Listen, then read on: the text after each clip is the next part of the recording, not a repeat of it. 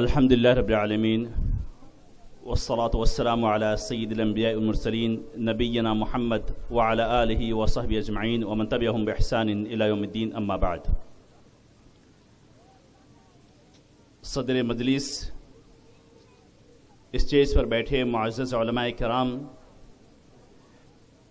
دیگر سامعین اور پردہ نشین خواتین اسلام، آج کا یہ پروگرام جو النصیحہ ایجوکیشنل ٹرسٹ کے تحت منعقد ہوا ہے، بچوں کے درمیان جنرل نالج جو قرآن سے متعلق ہو، اس جنرل نالج کے مقابلے میں جن بچوں نے نمبرات حاصل کیے ان کی تکریم اور حوصلہ افزائی کے لیے یہ پروگرام منعقد ہوا۔ معزز سامعین، سب سے پہلے تو قابل مبارکباد ہیں اس پروگرام کے منتظمین،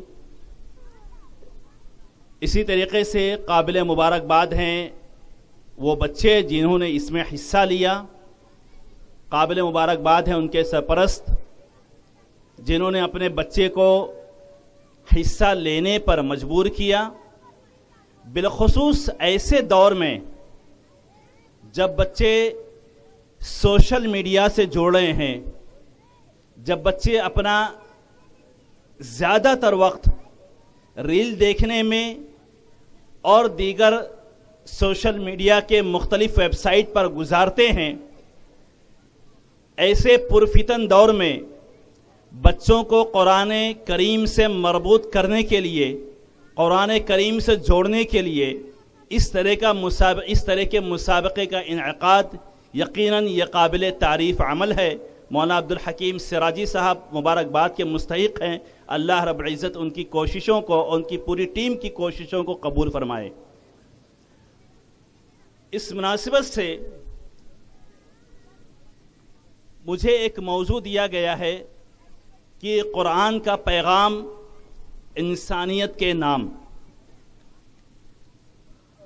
حقیقت یہ ہے قرآن کریم کے تعلق سے گفتگو کرنا، قرآن کریم کے تعلق سے کچھ بولنا، یہ ہمارے لیے بڑی شرف اور سعادت کی بات ہے، کیونکہ یہ کلام، یہ قرآن اللہ رب العزت کا کلام ہے، اللہ رب العزت کا میسج ہے، اللہ رب العزت کا لیٹر ہے، اللہ رب العزت کا خط ہے اس انسانیت کے نام۔ معزز سامعین، حقیقت یہ ہے قرآن کریم کے تعلق سے مختلف اوقات میں، مختلف زمانوں میں طرح طرح کے شکوک و شبہات پیدا کیے جاتے ہیں۔ قرآن کریم کی تعلیمات کو لے کر کے، اس کے احکامات کو لے کر کے طرح طرح کے اعتراضات کیے جاتے ہیں، لیکن حقیقت یہ ہے کہ وہ اعتراض کرنے والے، اس پر انگلی اٹھانے والے، اس کے اوپر تنقید کرنے والے عموماً وہ لوگ ہوتے ہیں جو قرآن کریم کا مطالعہ نہیں کیے ہوتے ہیں، جو قرآن کریم کو پڑھے نہیں ہوتے ہیں، جو قرآن کریم کو جانتے نہیں ہیں۔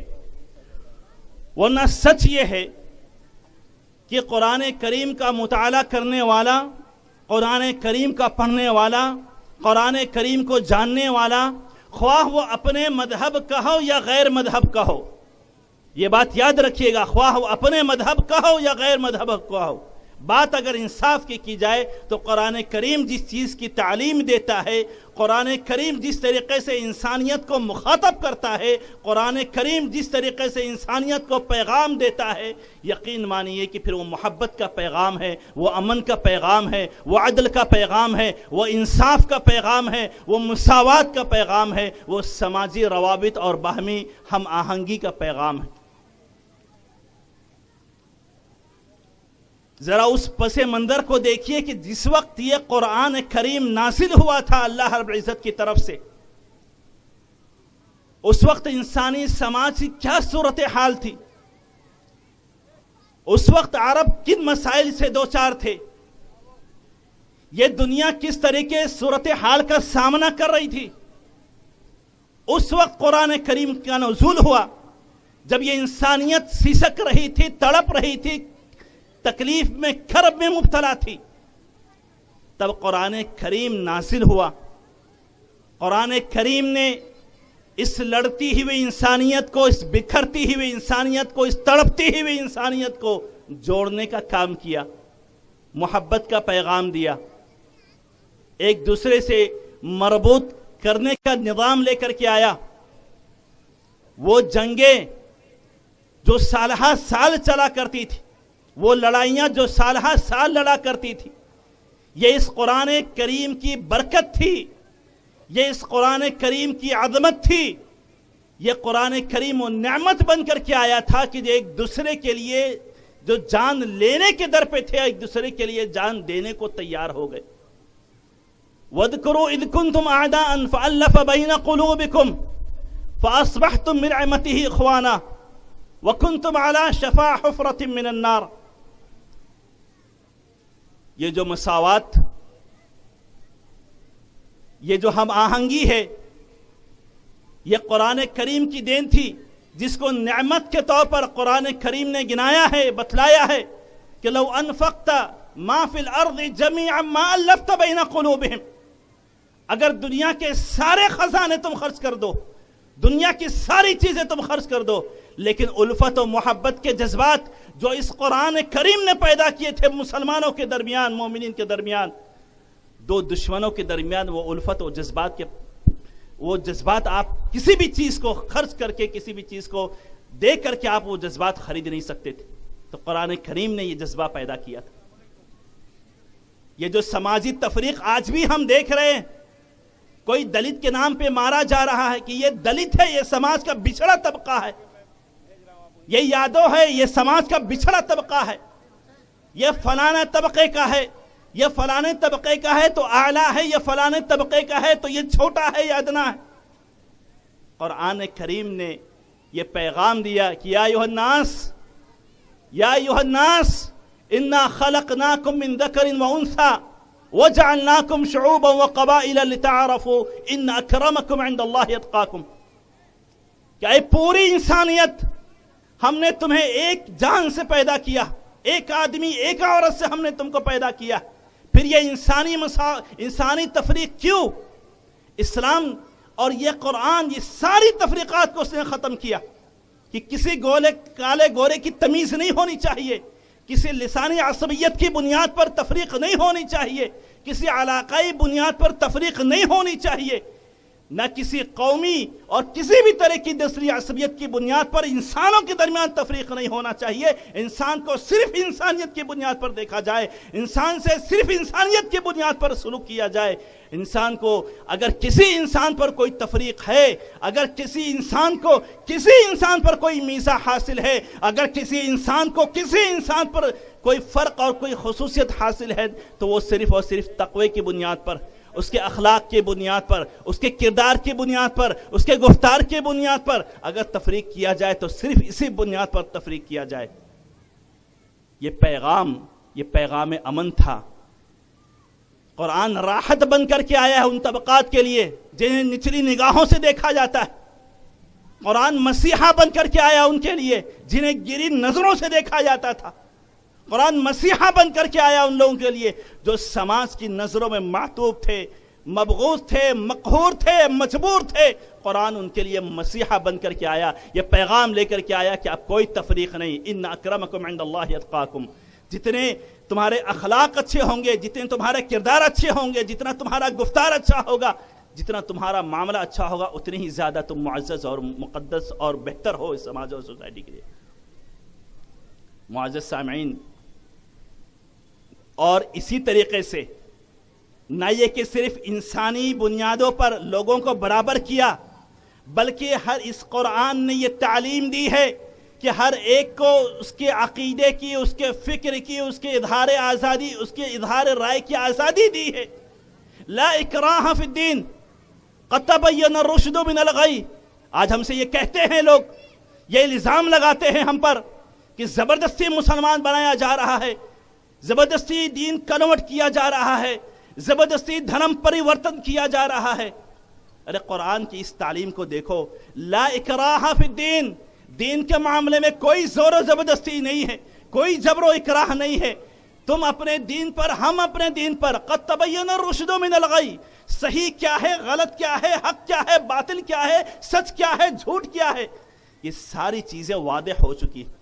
کوئی قبول کرتا ہے تو اپنے لیے قبول کرتا ہے، کوئی نہیں قبول کرتا ہے تو صرف اس بنیاد پر کہ اس نے میری بات نہیں مانی، میرا دھرم نہیں مانا، میرے مذہب کو قبول نہیں کیا۔ اسلام قطعاً اس چیز کی اجازت نہیں دیتا کہ کسی کو اس کے مذہب کی بنیاد پر، خواہ وہ آپ کا ہم مذہب کیوں نہ ہو، آپ کا مخالف مذہب کیوں نہ ہو، اس بنیاد پر آپ کسی کو ستا نہیں سکتے، کسی کو آپ پریشان نہیں کر سکتے، کسی کی آپ ٹارچر نہیں کر سکتے، کسی کی آپ موب لنچنگ نہیں کر سکتے، کیونکہ وہ آپ کا ہم مذہب نہیں ہے۔ لا اکراہ فی الدین، قد تبین الرشد من الغی، دین کیا ہے، حق کیا ہے، یہ واضح ہو گیا۔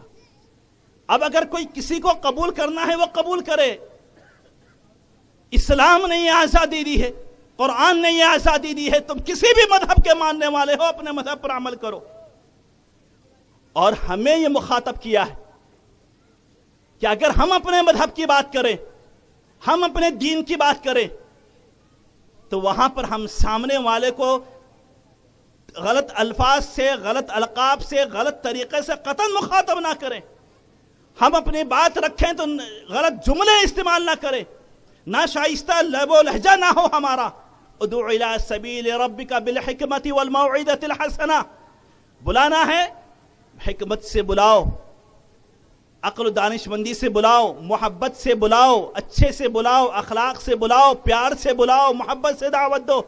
اسلام نے ہمیں یہ بھی اجازت نہیں دی ہے، قرآن نے ہمیں یہ بھی اجازت نہیں دی ہے کہ ہم کسی کو اپنے مذہب کی دعوت دینے کے لیے ہم غلط لب و لہجہ استعمال کریں، یا ہم سامنے والے کو برا بھلا بولیں، سامنے والے کو کوسیں، اس کے دین کا مذاق اڑائیں، اس کے مذہب کا مذاق اڑائیں۔ قرآن نے ہمیں اس بات کی بھی اجازت نہیں دی ہے۔ وَلَا تَسُبُّوا الَّذِينَ يَدْعُونَ مِن دُونِ اللَّهِ فَيَسُبُّوا اللَّهَ عَدْوًا بِغَيْرِ عِلْمٍ، کہ جو لوگ غیر اللہ کو پکارتے ہیں، جو لوگ تمہارے ہم مذہب نہیں ہیں، جو لوگ تمہارے ہم فکر نہیں ہیں، ان کو گالیاں مت دو، کہیں ایسا نہ ہو کہ وہ تمہارے رب کو گالیاں دینا شروع کرے۔ میرے کہنے کا مطلب یہ ہے کہ آج تم دھرم پریورتن کا الزام لگاتے ہو۔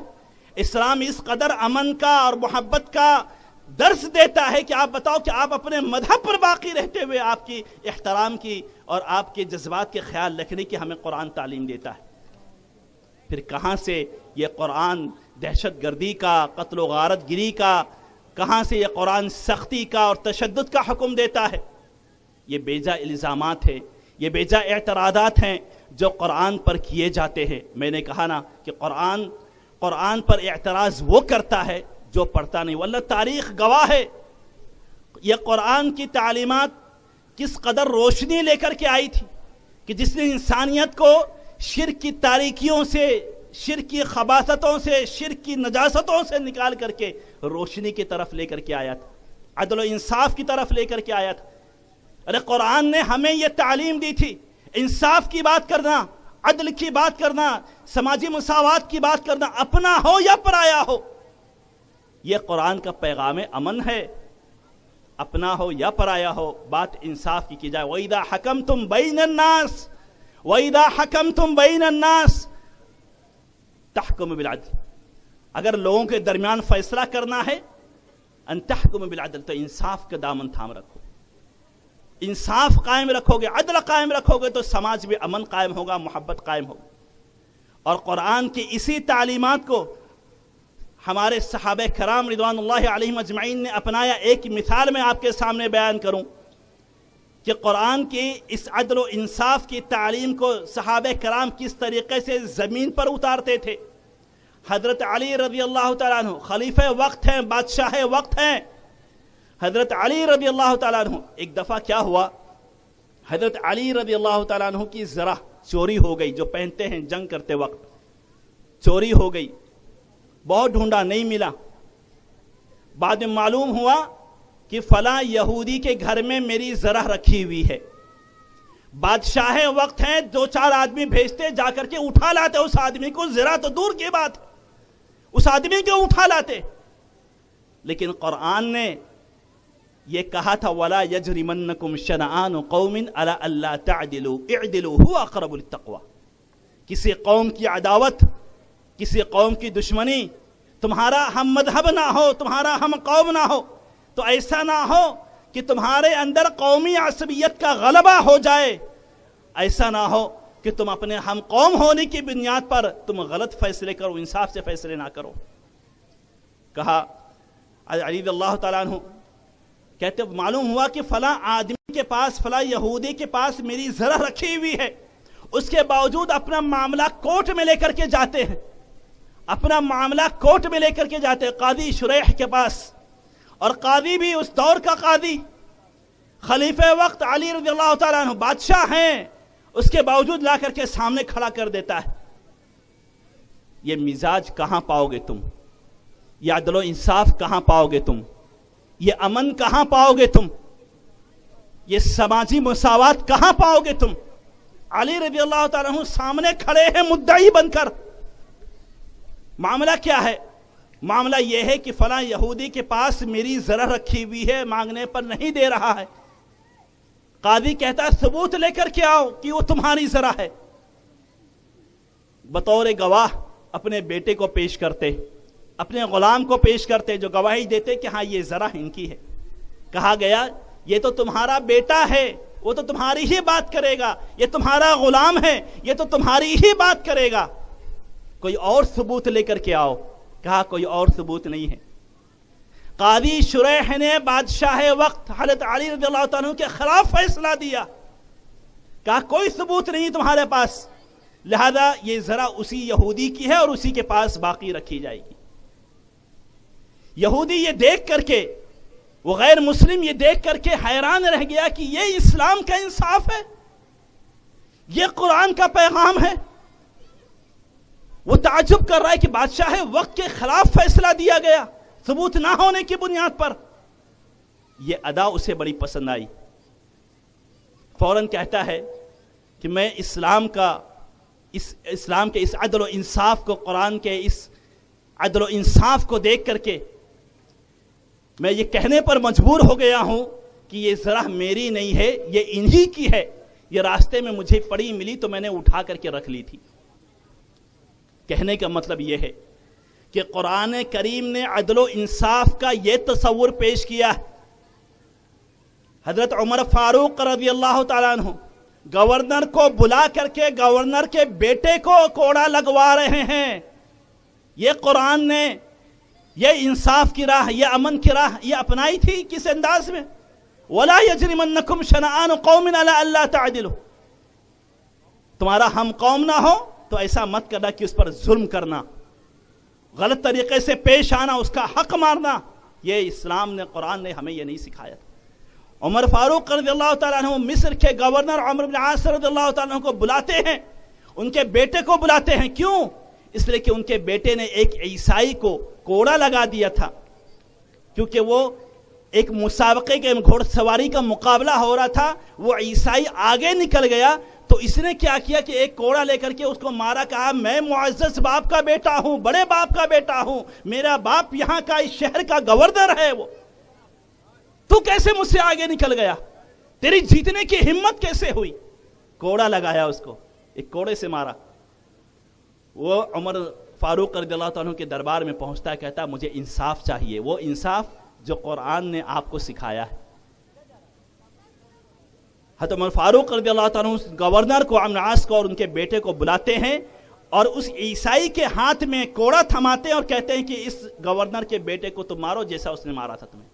اور پھر اس کے بعد ایک تاریخی جملہ کہتے ہیں، کیا تم لوگوں نے لوگوں کو غلام بنا رکھا ہے جن کی ماؤں نے آزاد پیدا کیا تھا، تم نے ان کو غلام بنا رکھا ہے؟ یہ ہے امن کا پیغام، یہ ہے قرآن کا پیغام، یہ ہے قرآن کا انصاف، اور یہ ہے قرآن کی تعلیم جو اپنے ماننے والوں کو دیتا ہے. کہنے کا مطلب یہ ہے کہ قرآن محبت کا، امن کا، بھائی چارگی کا، ہمدردی کا، اخوت کا، باہمی مساوات کا، انسانیت کی تعلیم دیتا ہے. اور پھر ایک آخری بات بول کے اپنی جگہ لوں، میرا وقت ختم ہو گیا. عورت کے تعلق سے کہ عورت کے تعلق سے اسلام نے کس طریقے سے عدل و انصاف کی بات کی ہے۔ یہ عورتیں جو بازاروں میں بیچی جاتی تھی، خریدی جاتی تھی، یہ عورتیں جن کی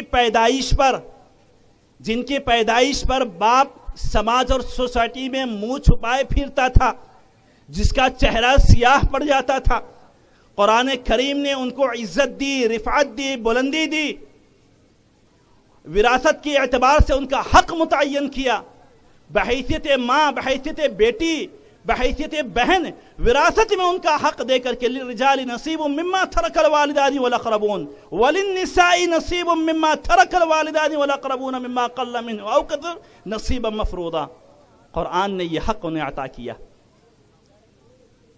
کہنے کا مطلب یہ ہے معزز سامعین کہ کسی بھی سماج کا کوئی بھی طبقہ ہو، دبا کچلا طبقہ ہو، اعلیٰ طبقہ ہو، ظالم کو بھی جواب دہ بنایا ہے قرآن نے۔ آخرت کی آیتیں پڑھیے کہ کوئی کسی پر ناحق ظلم کرے اور وہ بچ جائے، یہ ممکن نہیں ہے، کل کے دن تمہیں جواب دینا ہے۔ قرآن نے بھی اس کو بھی جواب دہ بنایا۔ اور یہ ساری چیزیں صرف اور صرف انسانیت کی بنیاد پر، امن قائم کرنے کی بنیاد پر، یہ ساری تعلیمات آپ قرآن کی دیکھیں گے۔ معافی تلافی کا معاملہ ہو، یتیموں کے ساتھ میں حسن سلوک کا معاملہ ہو، ہمسایوں کے ساتھ میں ان کے حقوق کا معاملہ ہو، اور دیگر چیزیں، یہ صرف اور صرف انسانیت کی بنیاد پر، اور سب سے بڑھ کر کہ ایک انسان کے قتل کو ساری انسانیت کے قتل کے مترادف قرار دیا، اور ایسے لوگوں کی یہ سزا متعین کی ہے کہ جو سماج میں بدامنی پھیلاتے ہیں، جو سماج میں فساد برپا کرتے ہیں۔ انما جزاء الذین یحاربون اللہ ورسولہ ویسعون فی الارض فسادا ان یقتلوا او یصلبوا او تقطع ایدیہم وارجلہم من خلاف او ینفوا من الارض، کہ بے شک جو لوگ اللہ اس کے رسول سے جنگ لڑتے ہیں اور جو لوگ زمین میں فساد برپا کرتے ہیں، ناحق قتل و غارت گیری کرتے ہیں، ان کے اوپر یہ سزا نافذ کی جائے، ان کے اوپر یہ حد نافذ کی جائے کہ ان کو قتل کر دیا جائے، جو سماج کے لیے ناسور ہے، جو سماج میں بدامنی پھیلا رہا ہے، جو سماج میں امن اور شانتی کے لیے خطرہ بنا ہوا ہے، ایسے آدمی کو سماج میں رہنے کا حق نہیں۔ اسے قتل کر دیا جائے، اسے سولی پر چڑھا دیا جائے، یا کم از کم اسے جلا وطن کر دیا جائے۔ یہ کیوں ہے؟ یہ سزا کیوں ہے؟ قرآن نے یہ تعلیم کیوں دی ہے؟ اس لیے کہ قرآن پورے سماج کے لیے امن کا پیغام لے کر کے آیا ہے، ہمدردی اور بھائی چارگی کا پیغام لے کر کے آیا ہے۔ خلاصہ کلام یہ ہے معزز سامعین، قرآن کو پڑھیے۔ ابھی شیخ نثار مدنی صاحب سے آپ نے سنا کہ وہ زمانے میں معزز تھے مسلمان ہو کر، اور ہم خوار ہوئے تارک قرآن ہو کر۔ ہم غیروں سے کیا شکوہ کریں کہ وہ قرآن کو پڑھے، قرآن کے حقائق کو جانے، قرآن کی تعلیمات کو جانے۔ آپ اعتراض کرتے ہیں قرآن کو پڑھیے تو صحیح۔ ہم غیروں سے کیا شکوہ کریں؟ ہم اپنے سے شکوہ کرتے ہیں۔ ارے کم از کم آپ تو قرآن کو پڑھیے۔ یہ مقدس کتاب جو آپ کے لیے سفارش ہے، غوث کا دامن پکڑے پکڑے کہاں کہاں چلے جائیں گے۔ ارے یہ قرآن تمہارے لیے سفارشی تمہارے گھر میں موجود ہے۔ معاملہ یہ ہے کہ رمضان کا مہینہ بھی آ رہا ہے، کہیں قرآن اوپر رکھا ہوا ہوگا، اٹھائیں گے، دھول مٹی صاف کریں گے، قرآن پڑھیں گے۔ کبھی اللہ نے توفیق دی تو کچھ پارے پڑھے، سمجھے نہیں سمجھے کوئی مسئلہ نہیں۔ اور پھر اس کے بعد قرآن کریم کا مذاق کیسے اڑایا جاتا ہے، اس کے ماننے والے غیروں سے کیا شکوہ کریں ہم۔ ابھی شروع ہوگا 4 دن کی تراویح، 5 دن کی تراویح، 6 دن کی تراویح، یعلمون یعلمون یعلمون تعلمون تفعلون پڑھتے جائیں گے وہ امام صاحب، نہ خود سمجھیں گے، پیچھے والے تو سمجھنا دور کی بات۔ یہ قرآن کی بے حرمتی نہیں تو اور کیا ہے؟ ایک آدمی غیر مسلم قرآن کے ایک پنے کو جلا دے تو ہم تو بسیں جلانے لگتے ہیں، ہم تو سڑکوں پر مظاہرے کرنے اتر جاتے ہیں۔ ارے اگر صحیح معنوں میں کچھ دینا ہی ہے تو قرآن کی جو تعلیم تمہارے اندر موجود ہے، تمہارے درمیان موجود ہے، کم سے کم اس کو پڑھو تو صحیح، اس کا احترام کرو تو صحیح۔ یہ یعلمون تعلمون 5 دن کی تراویح، 6 دن کی تراویح، کہاں بھائی تراویح پڑھنے چلو؟ ارے میں نے پڑھ لیا تراویح۔ کون سی تراویح آپ نے پڑھ لی؟ ارے وہ 5 دن والی تراویح پڑھ لی ہم نے، وہ 6 دن والی تراویح پڑھ لی ہم نے۔ یہ قرآن کی بے حرمتی نہیں تو اور کیا ہے؟ یہ قرآن کی توہین نہیں ہے تو اور کیا ہے؟ یہ قرآن کی تضلیل نہیں ہے تو اور کیا ہے؟ کس سے شکوہ کریں ہم قرآن کی توہین کا؟ کس سے شکایت کریں ہم قرآن کی تضلیل کرنے کا؟ جب ہمارے اپنے لوگ قرآن کی توہین و تدلیل کر رہے ہیں. بہرحال اللہ رب العزت سے دعا ہے کہ اللہ رب العزت ہمیں قرآن کے حقوق کو سمجھنے کی توفیق عطا فرمائے. اللہ رب العزت ہمیں قرآن کے حقوق کو ادا کرنے کی توفیق عطا فرمائے. آمین. وصلی اللہ علیہ وسلم محمد. السلام علیکم ورحمۃ اللہ وبرکاتہ.